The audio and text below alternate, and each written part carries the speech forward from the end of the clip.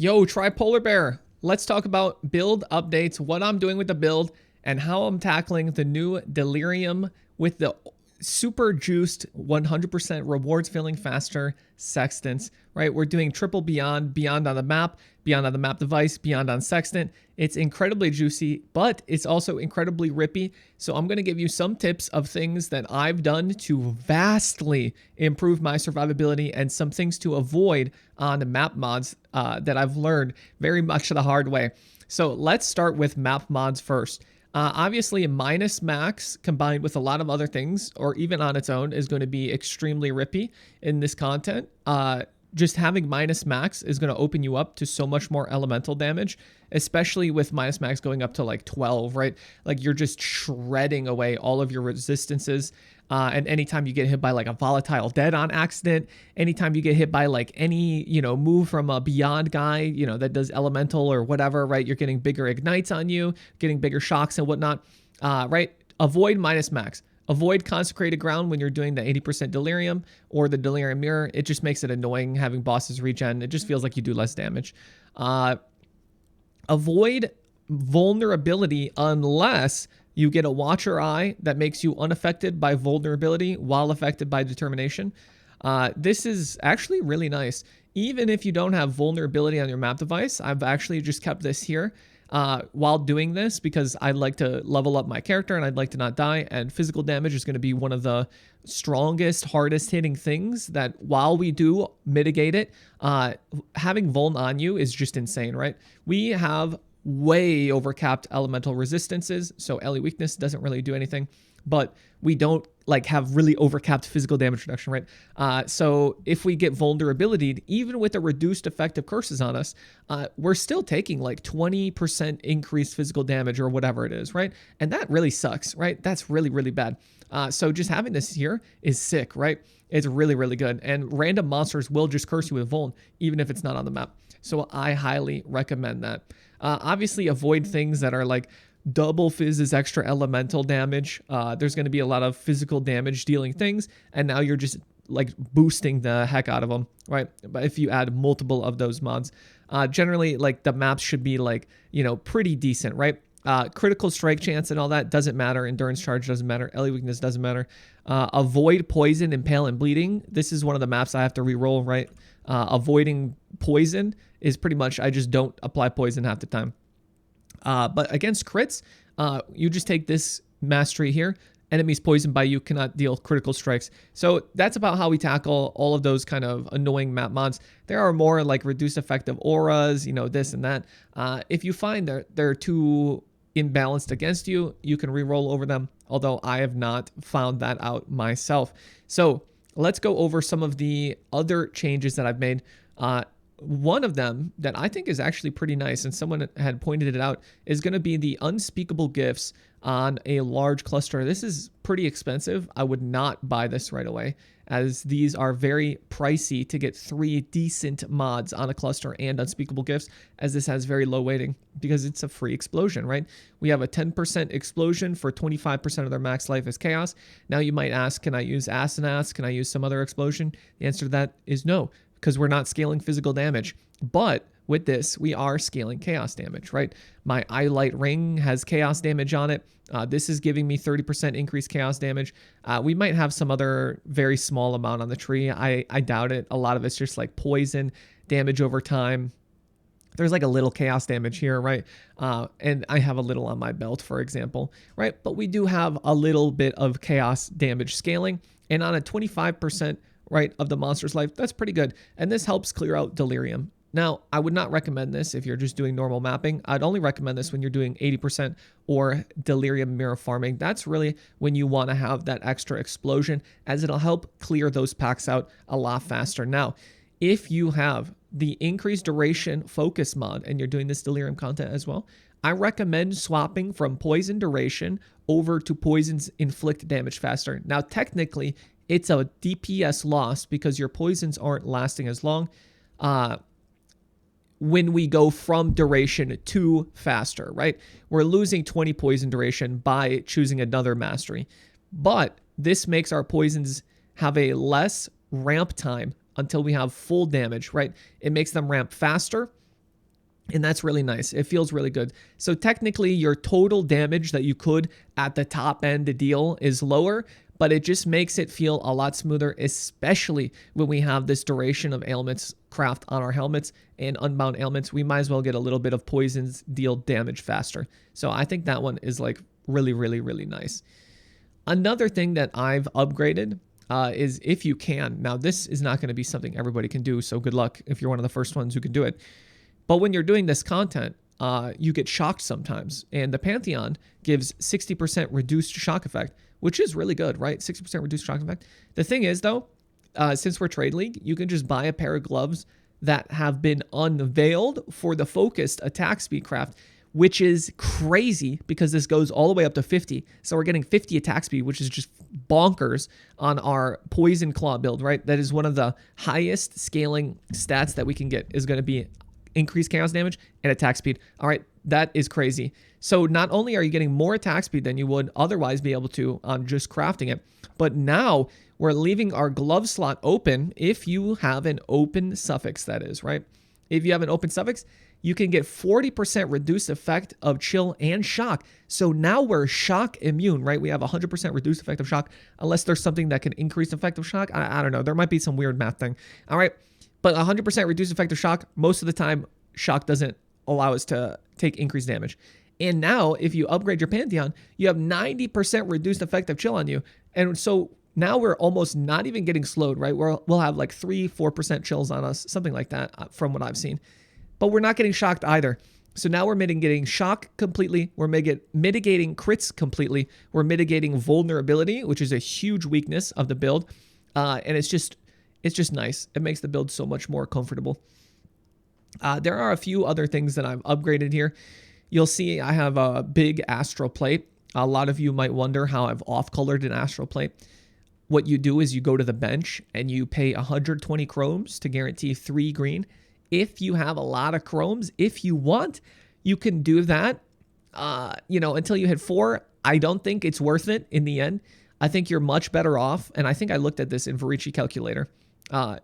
It takes like 580 chromes or something, so you have to do it like 4 or 5 times to hit a 4th green on your astral plate when you're doing the 3 green, just because it's such a high strength base. It's very unlikely. But, all right, we'll start from 3 green. You're going to do 3 green on your bench, then you go to the TFT and you buy 3 non-green to green, and you make all of your sockets on your astral green, and then you buy 2 non-blue to blue. Also, you could do 3 green on the bench, and you could YOLO a Verici in research, and hopefully, he adds 3 white where you had red sockets, or maybe you get him in a Katarina, and I think he does 4 at that point. He might do like 1 to 4 sockets, I think, in Katarina at rank 3. And then you could have a much better chance, right? You have 3 green sockets and then probably 3 red. And you're really kind of just praying that it hits those red sockets. So those are the 2 strategies. I did the very first one. I just did 3 green. I got really lucky with mine, and I hit a green and a blue. And then I had 1 red socket and 1 blue socket and 4 green. I bought a non-green to green from some Giga Chad. It hit the red, and then I just had to buy 1 more non-blue. I got super lucky, but hey, that's streamer RNG. My ring, by the way, this was very nice. The crafting guide for this is in the moderate gear section, just so you guys know. It's really important that you guys do spell suppression checks when you're in Path of Building. Since we have this node, it gives 10 spell suppress while on full life. But you see, if I press my Blood Rage, I'm going down to 91 spell suppression chance. And that's because of the plus 10 there. So while your spell suppression might look like it's capped when you're looking at it in the character sheet, it actually might not be when you're in POB. Now, this is something that I'm just going to have to deal with until I get intelligence somewhere else. And then I'm able to craft spell suppression 10% on my astral play here. And that'll probably open up when I do my belt crafts and whatnot. But I'm going to swap over from the Gull because I want more damage and I need a good enchant and I wanted more life. But mainly it was for the duration of ailments. This mod is really good.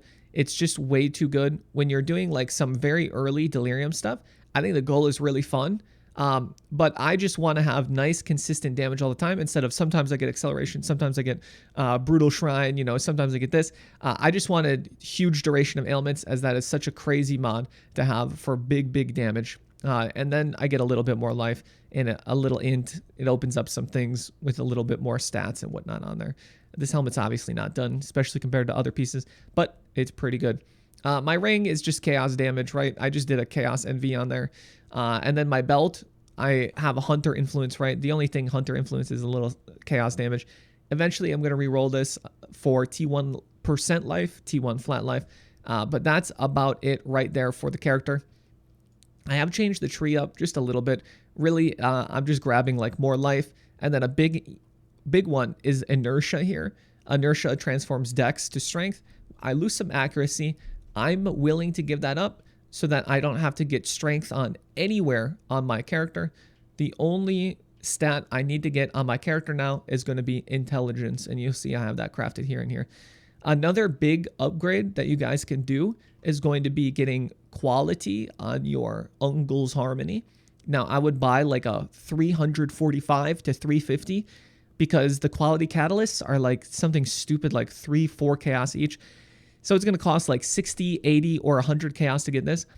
But it does give you another 70% critical strike chance, which is really huge and does get us super close. I think right now, with my slightly under-leveled precision because of me having to run Divergent Herald of Agony now, which we'll talk about in a little bit, I think I'm at like 95 critical strike chance, which is good enough for now, right? That is more than enough for now. Obviously, I want it to be 100% later, but another really easy way to get power charges, aside from doing the Assassin Mark thing, is Wasp Nest. You can get a power charge on Crit Corrupted Wasp Nest. This is really nice, and they're actually not even that expensive. Now, I've gotten a pretty well-rolled one. If you have money, you can get better attack speed, better crit strike chance, some accuracy and stuff. But, if you're not having too much money, just buy a power charge on Crit one. It's really nice. And you have to make sure you have a lot of critical strike chance. Most of it's coming from Uncle, right? Uncle's Harmony, getting a well-rolled one. They're super cheap.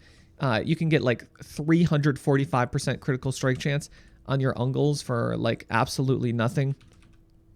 Just because there are so many Uncles, right? Like even if I take the life out, like 1 chaos, 2, 3, 4, 5, 5, 5, 5, right? So 5 chaos for a really good rolled Uncles is really important. Obviously having a diamond flask and then having critical strike chance rolled somewhere on your character and then being leveled up. Now let's talk about some survivability things. I've gotten a lot of people on my live stream, which you should come check out, by the way, twitch.tv/tripolarbear. I've gotten a lot of people who are saying they have some survivability issues, and most of the problems that I'm seeing are going to be a few things, right? So number one is going to be having like -50 chaos resistance. That's really bad. You have to get chaos resistance. Like I mentioned in the build guide, damage over time is going to be one of the huge glaring weaknesses of the build, but most of the damage over time that we can't deal with is going to be like chaos damage, right? So if you get some chaos resistance, then we're all fine. I would have a goal of positive 20% chaos resistance, but that doesn't mean that's where you stop, right? I would just make that a sort of minimum in your mind.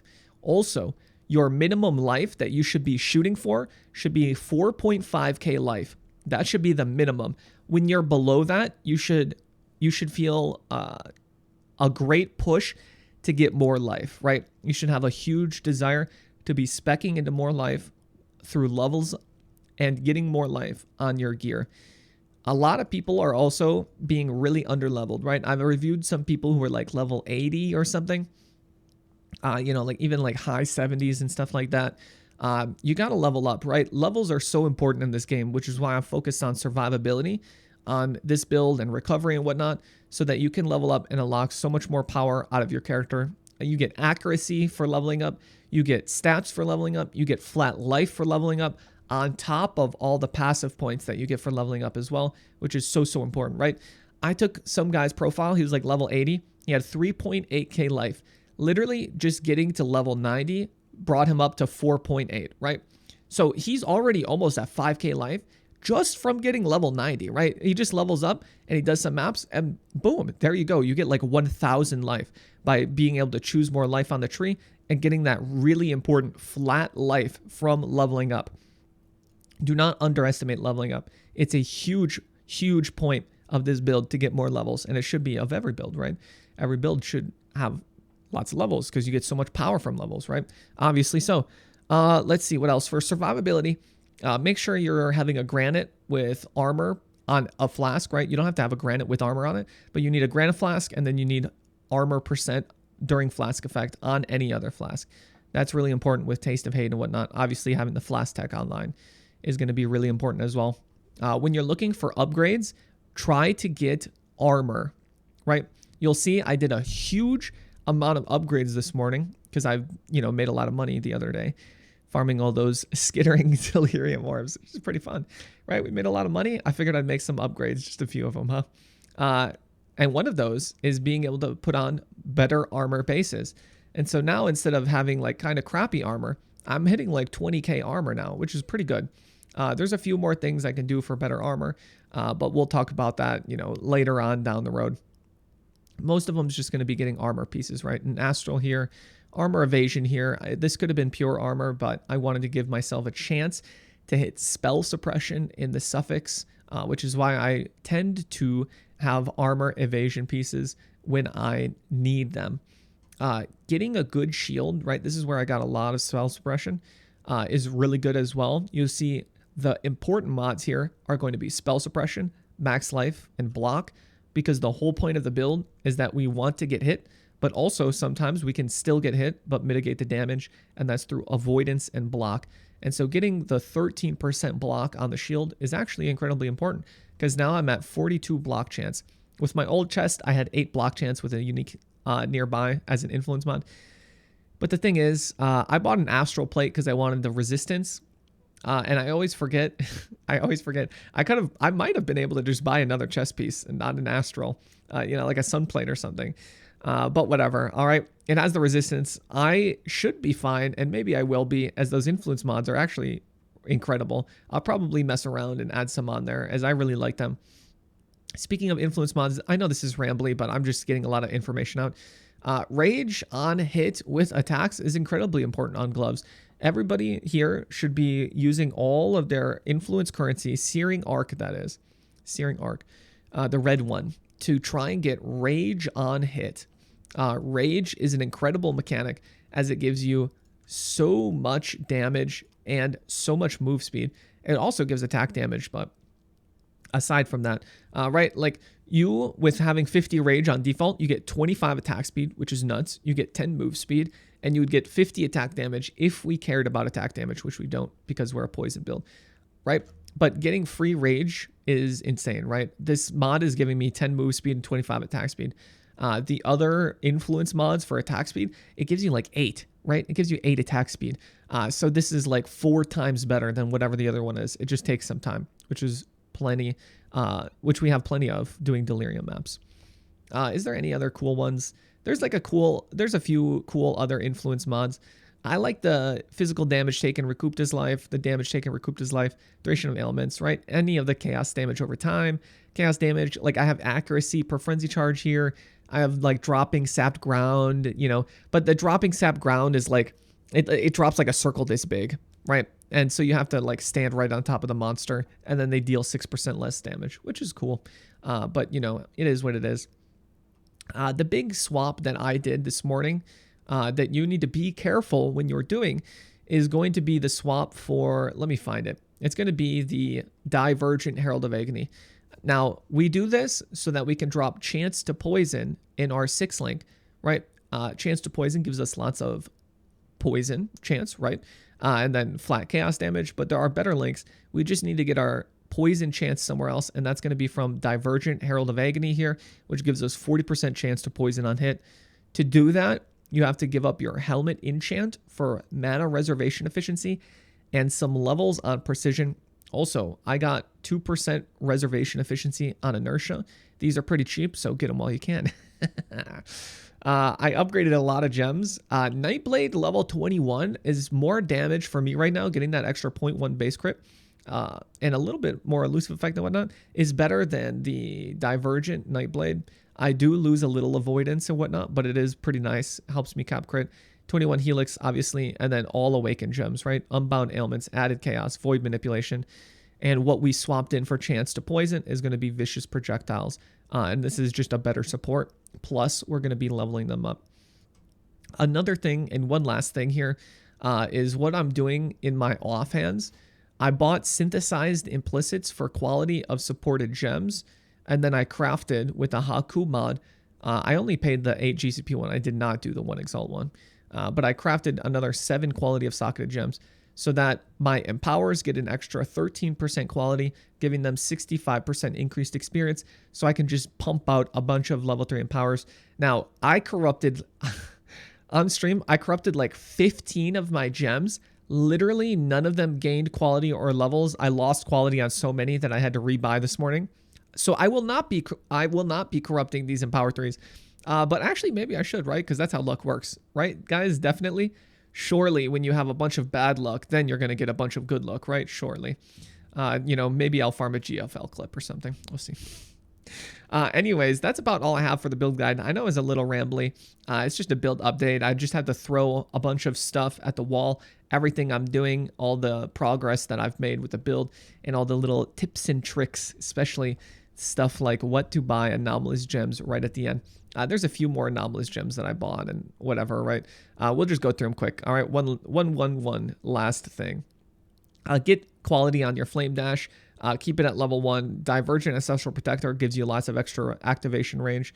Get quality on your multiple totems and spell totems so they are put down faster. Get quality on your shield charge and level it up so it gives you more move speed. Right, like these are pretty simple ones. Anomalous Wither Step is really nice for an extra 2 withering debuffs. It's really, really good. And then obviously just Plague Bearer level 21. Those are the last things though. See you guys in the live stream and I'll catch you guys later. All right, bye, subscribe, like, sub, comment.